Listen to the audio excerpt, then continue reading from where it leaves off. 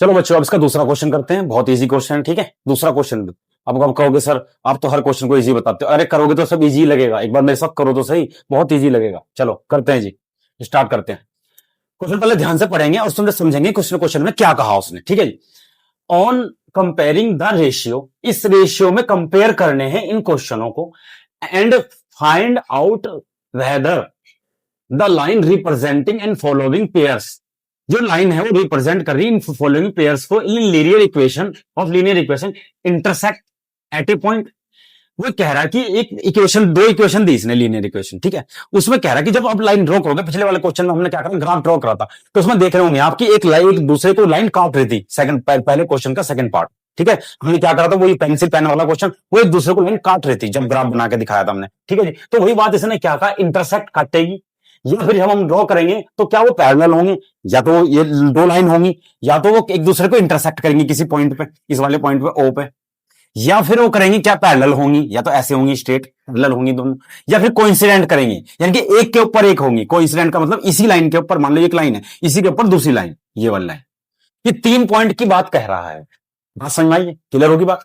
क्या करा उसने, क्या कहा उसने, पहले इंटरसेक्ट करेगी, या फिर पैरेलल होंगी, या कोइंसिडेंट होगा। तीनों की बात बता दी मैंने कि जब दोनों लाइन ड्रॉ करेंगे ग्राफ पे, तो या तो इंटरसेक्ट करेंगी, या फिर पैरेलल होंगी, या कोइंसिडेंट होंगी, यानी कि एक दूसरे के ऊपर एक लाइन होगी।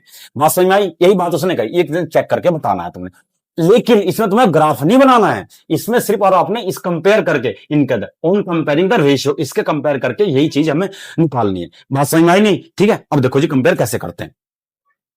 चलो जी अब इसको मैं आपको समझा देता हूं कैसे करते हैं। सबसे पहले आप जब बुक भरोगे तो बुक में एक चीज दे रखी होगी, उसमें वो ग्राफ दे रखा होगा, पीछे पलट के देखना। उस ग्राफ में 3-4 चीजें दे रखी है, उसमें क्या दे रखी है समझो। सबसे पहले उसने कंपेयर कर रखा A1 upon A2 equal to B1 upon B2 equal to C1 upon C2। ये 3 चीज हुई। अगर शुरुआत इक्वल नहीं हुई, अगर ये मान लो हम जब कंपेयर करेंगे इक्वेशन का, अगर ये बराबर नहीं हुई, तो हम कहते हैं कि लाइन इंटरसेक्ट करेंगे, इंटरसेक्ट करेंगे। बात समझ में आई नहीं, क्या करेगी, इंटरसेक्ट करेगी, अगर ये दोनों बराबर नहीं हुए।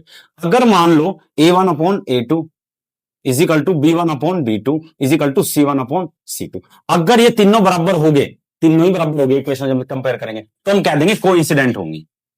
क्या होंगी, कोइंसिडेंट, ठीक है जी। अब अगर मान लो तीसरी कंडीशन क्या है, A1 upon A2 equal to B1 upon B2 equal to C1 upon C2, अगर ये लास्ट का बराबर नहीं हुआ, तो हम कह देंगे कि लाइन होंगी पैरेलल। क्या बात समझ में आई, मैंने क्या बताया, अगर ये शुरू में बराबर नहीं हुई, ये ग्राफ भी दे रखा, आप ग्राफ को देख लेना, अगर ये शुरू में बराबर नहीं हुई तो लाइन इंटरसेक्ट करेंगी। दूसरी बात, अगर ये तीनों बराबर कोइंसिडेंट हो जाएंगी, और अगर लास्ट वाला बराबर नहीं हुआ तो पैरेलल होंगी लाइन। बात समझ में आई नहीं। अब इसी के बाद एक चीज और होती है, इसी में ग्राफ में जब बनाओगे, ग्राफ बन के तैयार होगा, ये ग्राफ बना लेना आप, इसे मैं मिटा दूंगा, सिर्फ समझाने के लिए है ये, तो मैंने समझाने के लिए बताया आपको मैंने सिर्फ। अब एक चीज और बता देता हूं आपको, अगर लाइन इंटरसेक्ट करेंगी तो उसका एक यूनिक सोल्यूशन होगा। क्या होगा, एक ही सोल्यूशन होगा, यूनिक सोल्यूशन। क्या होगा, एक यूनिक सोल्यूशन होगा। बात समझ में आई, क्या कहा मैंने तुम्हें कि अगर इंटरसेक्ट करेगी लाइन तो यूनिक सोल्यूशन होगा उसका, ठीक है। अगर ये तीनों बराबर हो गए तो हाउ मैनी, मतलब इनफाइनाइटली मैनी सोल्यूशन होंगे, infinitely many solution, many solution. बात समझ में आई, अगर ये तीनों बराबर हो गए तो इनफाइनाइटली मैनी सोल्यूशन होंगे। तीसरा, जो तीसरा क्या होता है कि अगर ये तीनों बराबर हो, पैरेलल हुई लाइन, तो नो सोल्यूशन। बात समझ में आई। अगर तुमने ये ग्राफ याद कर लिया, इसको तुम्हें याद करना पड़ेगा एक बार, ठीक है, याद कर लिया तो इन क्वेश्चनों को करना बहुत इजी होगा। आप कहोगे सर इस क्वेश्चन में आपने इतना टाइम क्यों लगा दिया, वो इसलिए लगा, ग्राफ के बिना क्वेश्चन होगा ही नहीं। बात समझ में आई नहीं, आप अपनी बुक में देख लेना, जब पन्ना पलटोगे, पेज पलटोगे, सेकंड पेज, उससे जो 3.1 है उससे पीछे देखना आप, ये ग्राफ का ये पूरा का पूरा क्वेश्चन है। बात समझ में आई नहीं, ये ग्राफ दे रखा, तो तीनों बात समझ आई। तो हम अगर ये बराबर नहीं हुआ तो हम कह देंगे इंटरसेक्ट, पहला तो इंटरसेक्टिंग लाइन होंगी, अगर तीनों बराबर हो गए कोइंसिडेंट लाइन होंगी, और लास्ट वाला बराबर नहीं हुआ तो पैरेलल लाइन होंगी। अगर पैरेलल लाइन होगी तो अब ये कहोगे इसमें इसका कोई काम नहीं, इसमें इस लाइन का कोई काम नहीं है, लेकिन बता रहा हूं अगले वाले क्वेश्चन में आ जाएगा, तो ग्राफ पूरा ही बना दिया मैंने। तो अगर इंटरसेक्ट करेंगे तो एक सोल्यूशन होगा, यूनिक सोल्यूशन होगा, A1 सोल्यूशन होगा। अगर ये तीनों बराबर हो तो इनफाइनाइटली मैनी सोल्यूशन होंगे, और अगर ये इस लास्ट वाला बराबर में पैरेलल हुई लाइन तो नो सोल्यूशन, कोई सोल्यूशन नहीं होगा। बात समझ में आई नहीं। चलो जी अब इसका करते हैं हम, इसका भी पहले पार्ट, इससे करेंगे इसको AX plus B Y plus C equal to 0। एक तो ये हो गया, क्लियर होगी बात। दूसरा क्या हो जाएगा, दूसरा क्या, ये अब देखो, अब इसे कंपेयर करेंगे तो इसे a1 नाम देंगे, इसे b1 नाम देंगे, इसे c1 नाम देंगे, और दूसरी इक्वेशन क्या हो जाएगी, a2x plus b2yx y plus c2 is equal to 0। इससे कंपेयर करेंगे। अब कंपेयर कैसे करेंगे, ध्यान से देखो। अब मान लो मैं इसके कंपेयर कर रहा हूं, तो a1x इक्वल टू 5x के बराबर हो गया, तो x कट गया, तो a1 इक्वल टू कितना आ गया, 5। क्लियर होगी। अब मैं इसकी कंपेयर कर रहा हूं b1 की, तो b1y की कंपेयर किससे कर रहा हूं मैं, 4y से, तो 4y से y कट जाएगा, तो b1 कितना आ जाएगा मेरा 4। अब मैं c से कंपेयर करता हूं c1 से, तो c1 किसके बराबर आ जाएगा, 8 के।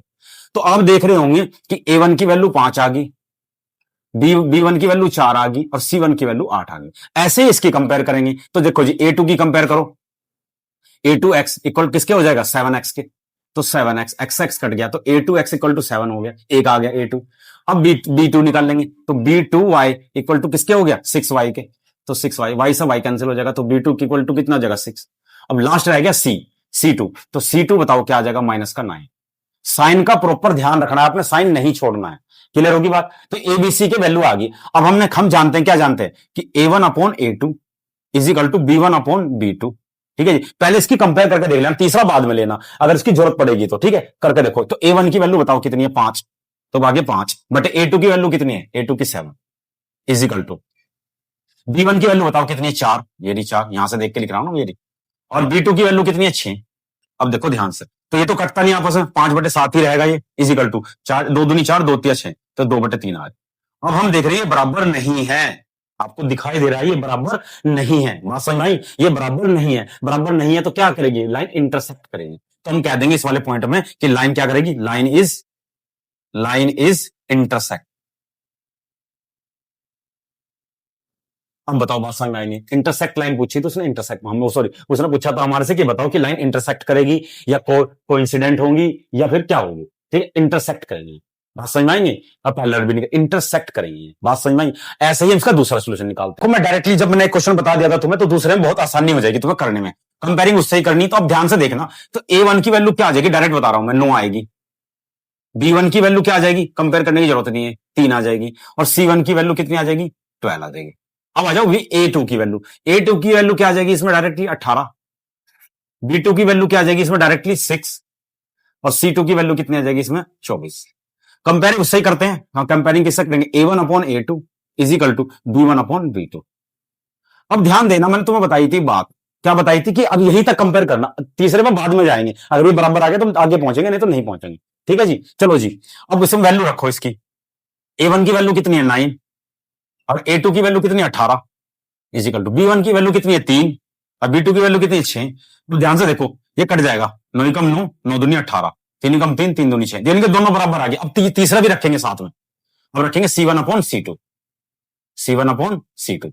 तो चलो c1 अपॉन c2 देखो कितना है, c1 कितना है 12 और c2 कितना है 24, तो ये भी कट जाएगा, 12 कम 12, 12 दूनी 24। अब देख रहे होंगे 1/2 is equal to 1/2 is equal to 1/2, तीनों बराबर आ गए। मैंने बताया था अभी ग्राफ पे, थोड़ी देर पहले समझाया था ग्राफ में, अगर तीनों बराबर हो तो लाइन कौन सी होंगी, बताओ, कोइंसिडेंट। कौन सी लाइन होंगी, लाइन इज कोइंसिडेंट, कोइंसिडेंट। हाँ समझ आई, बताया था मैंने, ग्राफ में बताया था, अगर तीनों बराबर होंगे, a1 equal to a1 equal to a2, a1 upon a2, b1 upon b2, c1 upon c2, अगर तीनों बराबर हो तो लाइन क्या होगी, कोइंसिडेंट है, यानी कि तीनों बराबर आ गए तो लाइन कैसे हुई, कोइंसिडेंट। यानी कि लाइन भी पता, अगर तो वो पूछे तुम्हारे से लाइन कैसे हुई, एक दूसरे के ऊपर ही लाइन होंगी, बात समझ में आई, एक लाइन के ऊपर दूसरी लाइन होगी, बात समझ में आई। अब वही काम करेंगे, सबसे पहले कंपेयर करेंगे, किससे करेंगे, चलो a1 बताओ कितना होगा, a1 इक्वल टू 6 हो गया, b1 कितना हो गया बताओ, a1 माइनस का 3 हो गया, और c1 कितना हो गया इसका बताओ, 10 हो गया। अब a2 बताओ कितना हो जाएगा इसका, a2 बताओ कितना होगा, a2 इसका 2 हो जाएगा। ठीक है जी, b2 बताओ कितना हो जाएगा इसका, -1 हो जाएगा, ये रहा -1, और c2 कितना हो जाएगा इसका, 9। क्लियर है। अब वही हम किससे कंपेयर करेंगे, कंपेयर करो उससे, तो a1 upon a2 is equal to b1 upon b2। पहले ये करेंगे, उसके बाद तीसरे पे जाएंगे। चलो जी, a1 की वैल्यू बताओ कितनी है, 6 बटे a2 की वैल्यू कितनी है, 2 इज इक्वल टू b1 की वैल्यू बताओ कितनी है, -3 अपॉन कितना हो जाएगा ये b2 की वैल्यू -1। ठीक है, 3 कम 3, 3 दूनी 6, 3 सॉरी 3 3 2 तिया 6। अब ये किससे कट जाएगा, तो ठीक है, अब क्या जाएगा, -1 से -1 कट जाएगा, तो क्या जाएगा 3। तो 3 इधर आ गया, 3 इधर आ गया। अब इसके बराबर लेंगे, जब ये दोनों बराबर आ गया तो तीसरा भी चेक करेंगे। तो C1/C2 देखो कितना हो जाएगा, C1/C2। C1 की वैल्यू बताओ कितनी है, 10, और C2 की वैल्यू 9। अब देख रहे हैं ये बराबर, तो ये तो बराबर आ गया, इजिकल टू 10/9। ये बराबर नहीं आया। और देखो पहले वाले में तो पहला नहीं बराबर आया था, A1/A2 इजिकल टू B1/2 बराबर नहीं आया। दूसरे वाले तीनों ही बराबर आ गए थे, तीसरे वाले लास्ट वाला बराबर नहीं आया। तो हम इसे क्या कह देंगे, अगर लास्ट वाला बराबर नहीं आया तो कह देंगे लाइन क्या होगी, पैरेलल। Line is parallel. बात समझ में आई नहीं आई? ये आ जाएगी पैरेलल, क्योंकि लास्ट वाला बराबर नहीं आया। कंडीशन क्या थी कि A1/A2 equal to B1/B2 equal not equal to C1/T2। अगर ये तीसरा बराबर नहीं हुआ तो क्या हो जाएगा, ये लाइन पैरेलल हो जाएगी, ये बराबर नहीं। बात समझ में आई या नहीं आई? यही तुम्हें दिखाना था, अगर ये तीसरा बराबर नहीं आया तो लाइन क्या हो जाएगी, पैरेलल हो जाएगी। ठीक है, इसके तीनों क्वेश्चन मैंने करा दिए, बहुत इजी थे इसके क्वेश्चन। अब करते हैं थर्ड पार्ट।